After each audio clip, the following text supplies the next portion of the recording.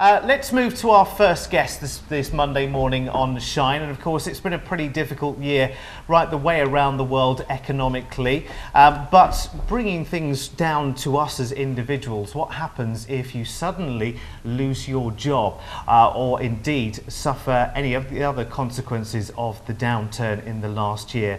Well, apparently the secret is all in positivity. Now, our next guest will be familiar to many of you, particularly those of you who live in the Midlands, because Arti Halai was, of course, the face of ITV News in the Central region, weren't you, Arti? I was indeed. But you're a lady of many talents, many strings to your bow, one of which is bringing positivity to us. It is. I thought you were going to say you're a lady of leisure. I was thinking, I wish. Oh, certainly not. Unfortunately not, no. So you've actually released a book at the moment, haven't you? Called Positivity, nice and simple. And it's basically, well, if you'd like to explain just a little bit about what it is and what inspired you to have to create such a book. Sure, I will. Okay, perhaps I should start with really how the book started. Yes, definitely. And this time last year I was in a really different place because it is a bad time. The markets are really bad and I too lost my job. I was made redundant. And that was a shock to you, wasn't it? Something you weren't expecting at all. Absolutely. And I think nobody really expects it. You never think it's going to be you until it actually is. It's that false sense of immunity almost, isn't it? Absolutely. And so when it happened, it was a hard hit.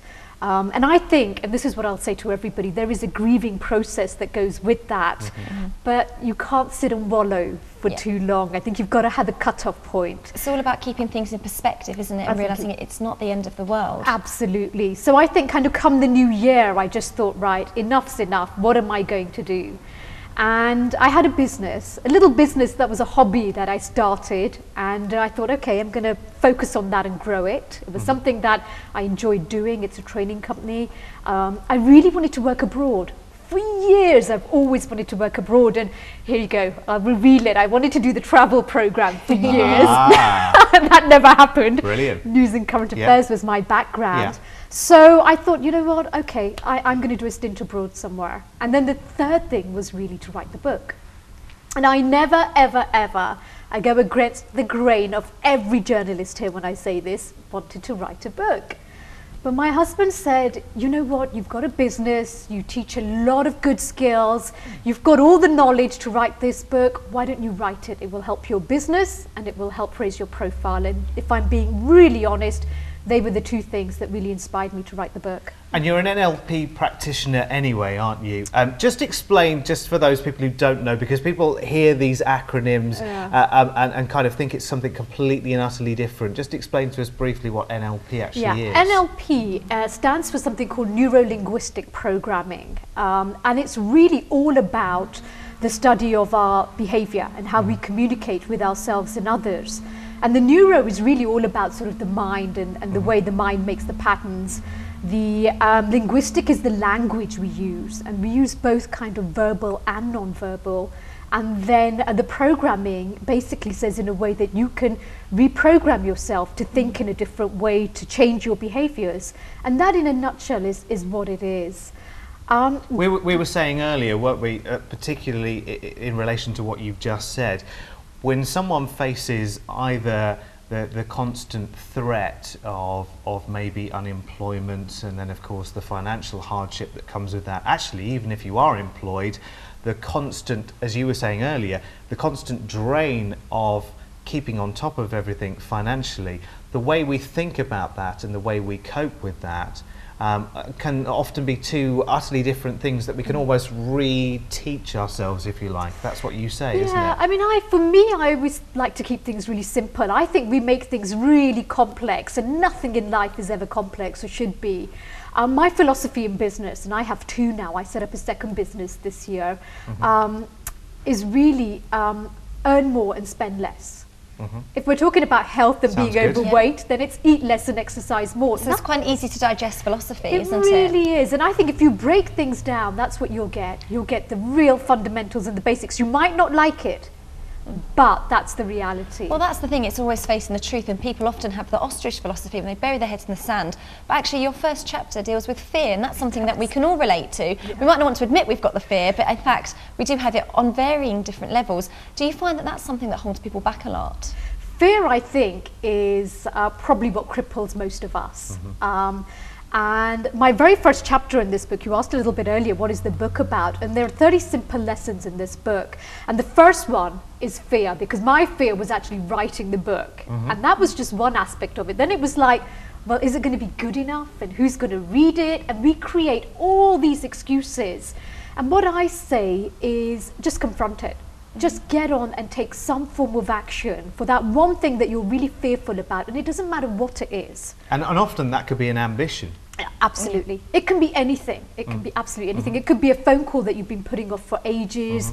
It could be, I don't know, something to do with finance, something to do with a relationship. And what I say is just take one small step in that direction. And what you'll find is it's never as bad as you think it's going to be. Well, there's a really key quote actually that I found within your book that says you can't change the past, but you can ruin the present by worrying about the future.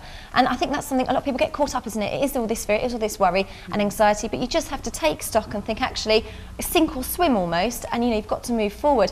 And like you said yourself, it actually opened the doors, you being made redundant, to go abroad and to do what you've always wanted to do. So it can actually, the recession, provide opportunities for people to really reassess and take stock. Yeah, I think that's a really good word. You've just got to assess the situation correctly. And when I was made redundant, we all take things personally. Yeah. But I think you must never ever lose the context. And I always understood crystal clear, it had nothing to do with my ability or my experience. I was very good at what I did. I wouldn't have done it for as long as I had. Yes, absolutely. If I wasn't. And of course you had a very high profile position at that time, Yeah, front face of regional news. That's which right. To lose suddenly, quite an impact. Yeah, but I think what I never lost sight of was it was an economic decision. Yes. Central was making cuts, and it was all about sort of, you know, restructuring, and that was tied in with finance. So it really didn't have anything to do with my ability to do the job or not. It was just a number crunching game. And I'm sure in your own position, or you know, in the public eye, it makes the impact so much worse, because a lot of people, when they are made redundant, like you said, do take it personally, and then do lose confidence within themselves to go for future jobs, because it's all about yourself, isn't it, and self-belief. And if you don't believe in yourself, then no one else will, and that's a key message within the book. It really is. And let me tell you one thing out of that. The way I did it was I really turned to my friends, I turned to my colleague, my acquaintances, people I'd got to know through my work. And the hardest thing I did was have to turn around and tell them, no, I've been made redundant.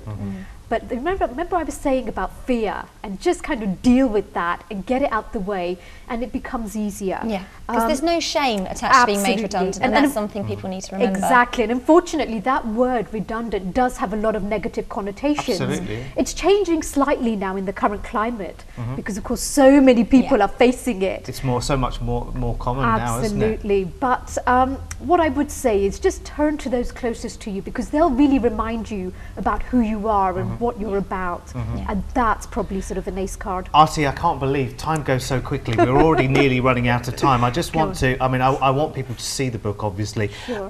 Just run through the kind of the key points, if you will, quickly, and then tell us where we can get hold of it. I know I desperately want this copy. 30 little chapters using everyday examples to just get you thinking in a bit more of a positive light. The sort of book you can dip into on any page. It'll cover everything from how I was saying we make things far more complex than they should be, to reconnecting with people, to taking responsibility for your decisions, your choices. And this takes everything back to basics. And the very great thing, digestible, well, isn't it? the thing I love about this is you're not promising to make us a millionaire. Absolutely You're not promising us to find another job. No. What you're doing is you're saying, okay, we accept where we are, and this is how we can deal with it, and this is how we can think about it in a completely new way, and wake ourselves up again. Absolutely, almost, after that. and to move ahead. You know, success comes to everybody who's willing to really put the work in. Yeah.